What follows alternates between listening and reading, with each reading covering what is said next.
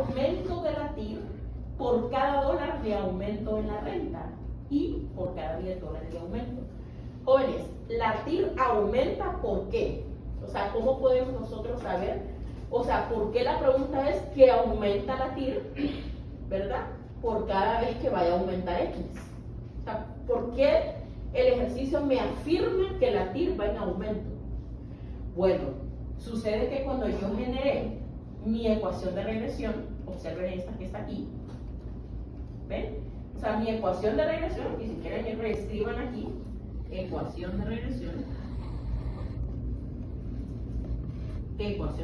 la voy a escribir en términos generales. Y es igual a la constante, que sería negativo 7 puntos, perdón, vamos a copiarle, creo que lo puedo copiar de aquí, porque quiero que obtengamos algo de acá.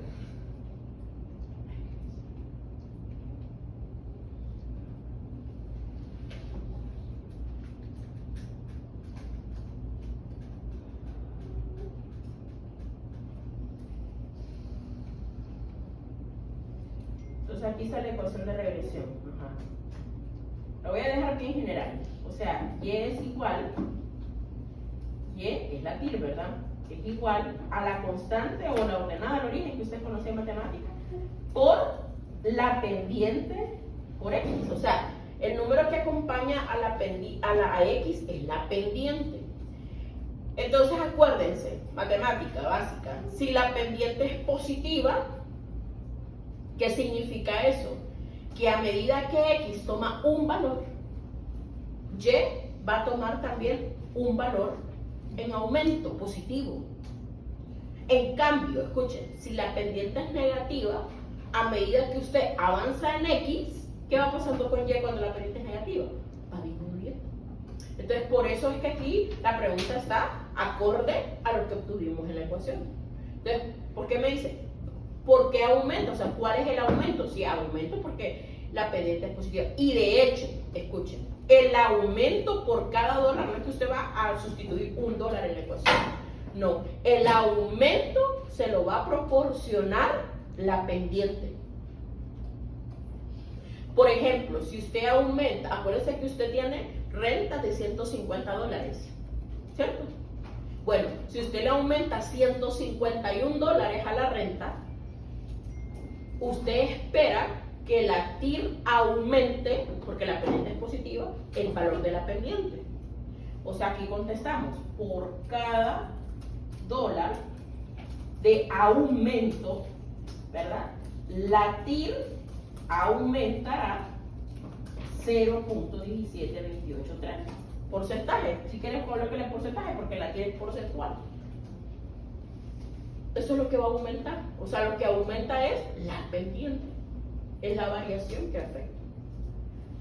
Y por cada $10, ¿cierto?, de aumento en la renta, voy a completarlo aquí si quieren, de aumento en la renta, la TIR sí aumentará también, pero ¿en cuánto? Vamos a ver. ¿En cuánto creen ustedes que va a aumentar la TIR? Si de $150 pasa a 160, bueno, usted me dice, miren hija, y yo puedo ver de que de 19 pasa a 20, puede que solo un 1%, pero acuérdense que lo estamos haciendo conforme al modelo, porque vean ustedes que hay otros casos, por ejemplo, de 170 a 180, hay 2 puntos porcentuales de diferencia, de 20 a 22. ¿Se fijan?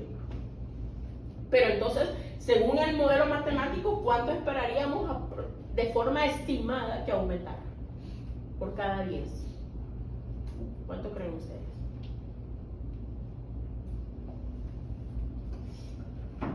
Si es respecto a la pendiente.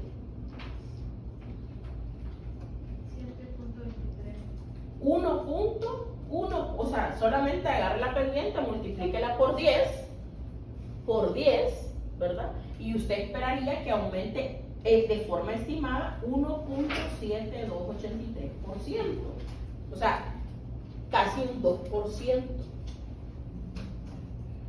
¿Estamos? O sea, quien le marca a usted el valor que pueda aumentar o disminuir, porque puede disminuir, eso va a depender de la pendiente, ¿verdad? Si la pendiente es negativa, entonces le va a hacer, la pregunta fuese diferente. Yo hubiese dicho, ¿cuál es la disminución de la TIR por cada dólar que aumenta? Porque X siempre va a un aumento. O sea, recuerden lo de introducción, eso se mira en introducción, en introducción al álgebra. Eso es preálgebra, ¿verdad? Que, o sea, a medida que usted va en X saltando, conlleva pasando dos cosas. Bueno, tres cosas pueden pasar, ¿verdad? Número uno, puede ir aumentando. Dos, que es la pendiente positiva. Dos, puede ir disminuyendo, que es la pendiente negativa. O la otra es que no puede pasar nada, o sea, permanece constante. Pero cuando eso sucede, la pendiente es cero, ¿verdad? La pendiente es cero. Entonces nosotros aquí vamos a tener dos casos. O va a ir disminuyendo o va a ir aumentando, ¿verdad? Ok. Dígame. 10 por qué multiplicó. ¿Ah? 0.1728. O sea, la pendiente por cada 10, 1 punto solo multiplica por 10. Si fuese $100, multiplica la pendiente por 100, que sería un 17 por cada 100. O sea que si de 150 usted lo aumenta a 250, le va a aumentar aproximadamente un 17% la tira. O sea, lo que sea es 150, ¿verdad? El 19% le va a aumentar un 10%, un 29% si fuese 250, de forma estimada, ¿verdad? Usando el modelo de forma estimada.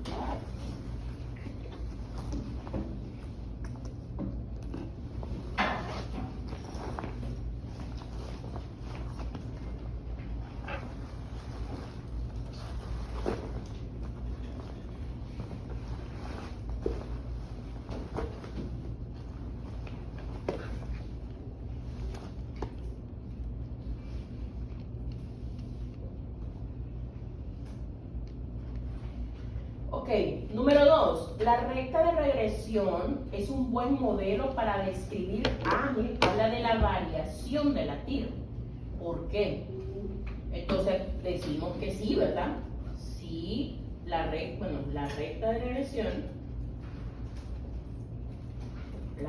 regresión sí es un buen modelo. Es un buen modelo.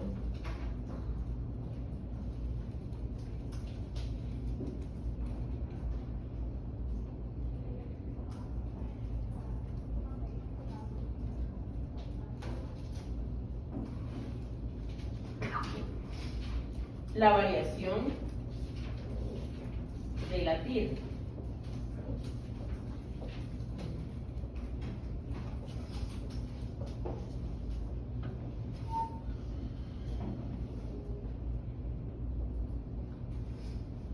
Y me dicen, ¿por qué?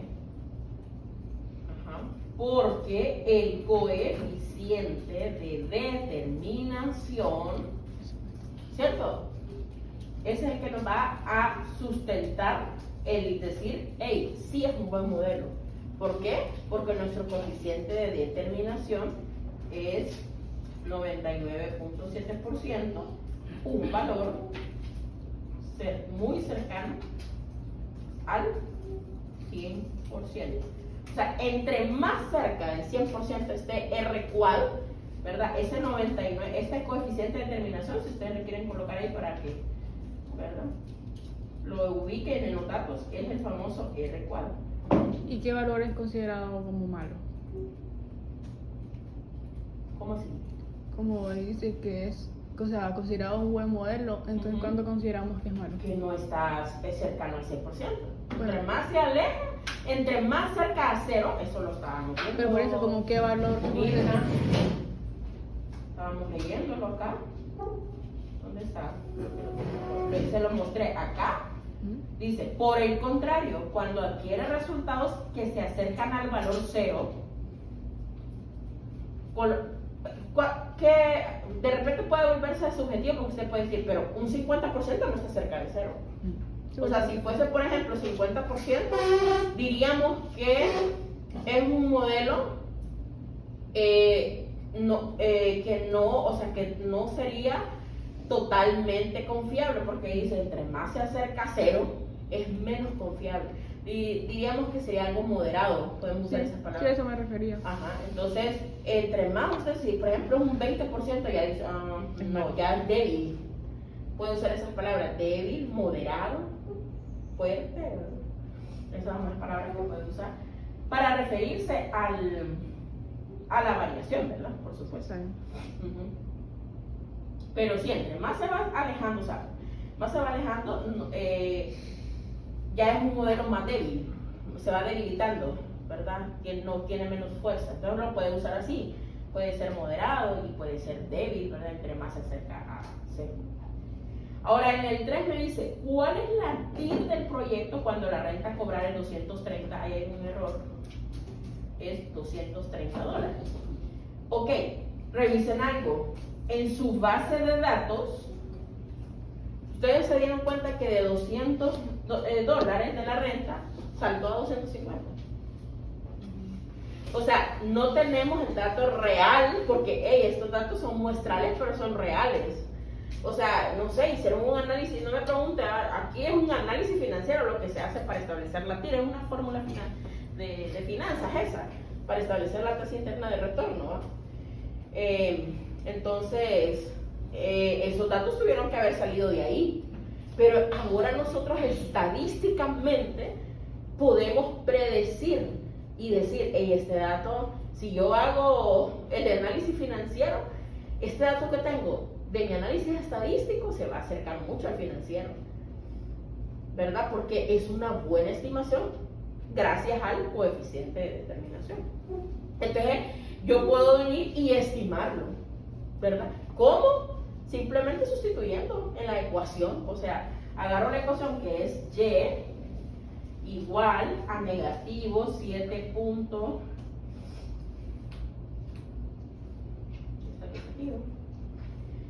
¿Y qué voy a hacer? Bueno, donde está x, yo voy a venir y voy a multiplicar por 230. O sea, voy a sustituir x por 230 y voy a evaluar eso en mi calculadora. ¿Verdad? ¿Cuánto daría?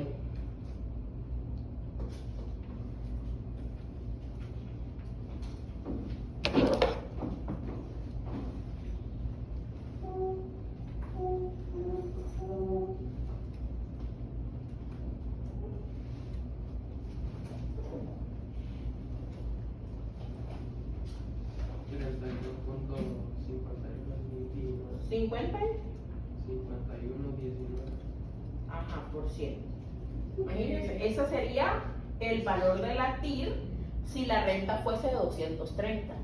Un valor muy confiable y muy parecido a la realidad, porque vean ustedes que si la TIR cuando la renta son $200 es 27%, ¿se fijaron? Y luego de 200 saltó a 250 y la TIR es de 36 y 230 está en medio, entonces está lógico, ¿verdad?, de que el valor de la TIR esté entre 27% y 36%. De hecho, recuerden que, ¿verdad?, por cada 10, o sea, por ejemplo, ahí podemos hacer una ligera deducción que de repente de 200 a 220, ¿verdad? O sea, ahí hay dos saltos. Ahí hay 20 unidades, hasta 230, perdón. Hay 30 unidades, entonces por cada 30 se puede multiplicar la pendiente y también por ahí hacer un pequeño estimación. Pero lo más adecuado, ya que tenemos nuestro modelo matemático, es sustituir. Ahora, me dicen cuáles son los valores de S sub E y S sub B. Y vean, yo lo tengo por aquí. Los dos, esos se llaman errores, son errores de regresión. Pero el primero, y yo los tengo por aquí descritos aquí en la pizarra, aquí. Y primero, el que tenemos aquí es S sub E. Y nos dice lo siguiente: que S sub E mide la confiabilidad de la ecuación de estimación. ¿Verdad? ¿Qué tan confiable es? Dice, los especialistas en estadística han desarrollado el error estándar de la estimación, S sub E, para medir la confiabilidad de la ecuación. O sea, S sub E es el error el pequeño error o el error diríamos, ¿verdad? Que tiene cada que yo use la ecuación de estimación. Y ven, yo aquí abajo les dejé la fórmula porque nosotros podemos hacer esto con fórmulas matemáticas, ¿verdad? O fórmulas matemáticas. De hecho, para calcular el error, vean la fórmula, es decir, que es la raíz cuadrada de y, que es la variable dada, ¿verdad? Menos su valor estimado a través de la ecuación al cuadrado sobre n menos 2.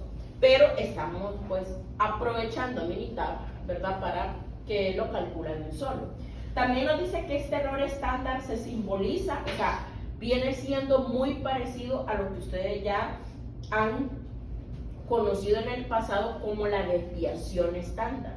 El símbolo que se utiliza, perdón, es S sub E, ¿verdad? Que es el que nos están pidiendo allá. Y es similar a la desviación estándar en cuanto a que ambas son medidas de dispersión. Recordará que la desviación estándar se utiliza para medir la dispersión de un conjunto de observaciones respecto a la media. Entonces, el error estándar de la estimación, por otra parte, mide la variabilidad o la dispersión de los valores observados alrededor de la recta. O sea, ¿qué tan cerca está lo que vemos en el diagrama de dispersión, en el gráfico de dispersión? Si usted mira que los puntitos están bien cerca de la recta color rojo, el error, o sea, téngalo por seguro que el error estándar de la estimación de la ecuación de estimación va a ser pequeño, va a ser un dato pequeño. Entre más se aleje, ese error va a ir en aumento, ¿verdad? Nosotros, ¿de dónde vamos a sacar este error de Minitab? ¿De dónde lo vamos a sacar? Bueno, el error, ese sí no lo podemos ver aquí en el gráfico, aquí no, por eso es que usted necesita hacer este análisis, ¿verdad? Y el error es este valor de S que aparece en el resumen del modelo, es que dice S, que miren acá, es un valor pequeño, ¿verdad? Porque es un valor muy cercano a cero. Entre más se acerque a cero, en esta ocasión, entre más se acerca a cero el error, entonces más confiable es nuestra, o menos error pues tiene nuestra estimación. Entonces, aquí me dice solo cuáles, ¿verdad? ¿Cuáles son los valores de S sub E? Entonces, S sub E es igual a ese número. 33, bueno, perdón, 0.339437. Este se llama, pongamos el nombre, error estándar de la regresión también. O sea, de forma general también se le puede llamar, o de la ecuación de regresión.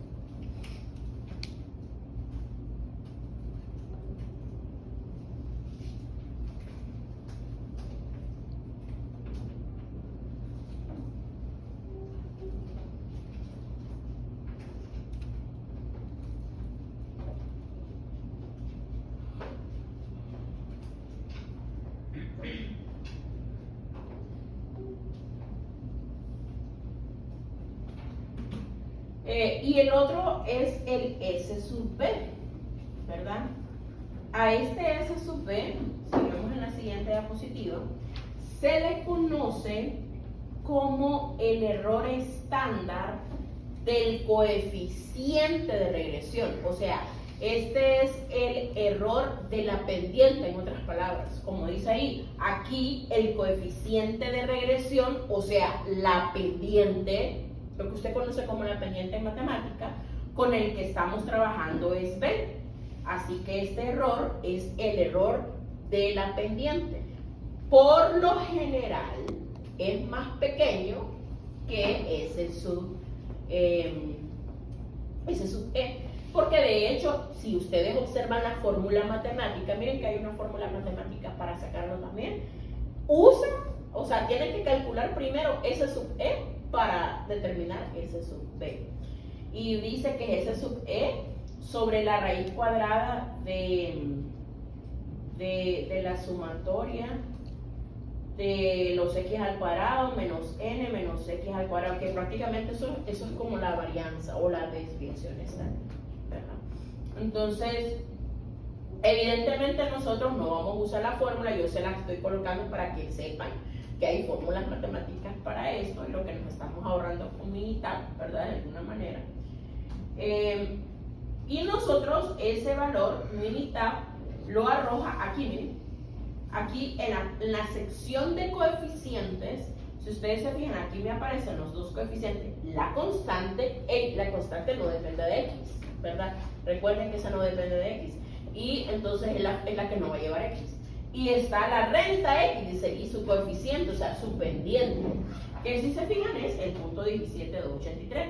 Pero este valor tiene un error. Miren, es bien pequeño, ¿verdad? Es bien pequeño. ¿Por qué? Porque hay una relación, o sea, la variación de la TIR es, o sea, casi un 100% de impacto lo que provoca la renta. O sea, lo que varía la renta, varía la TIR. Se ve totalmente, directamente afectado.